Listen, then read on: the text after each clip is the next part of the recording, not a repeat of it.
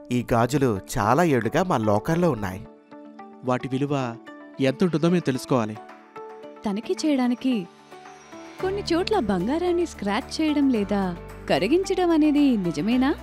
ఇక్కడ కాదు మేడం.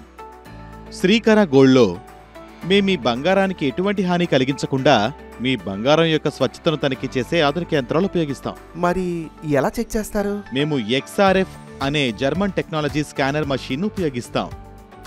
ఇది సర్ఫేస్ను సున్నితంగా స్కాన్ చేసి బంగారం ఎంత స్వచ్ఛమైనదో క్యారెట్లలో మరియు శాతంలో మనకు తెలియచేస్తుంది.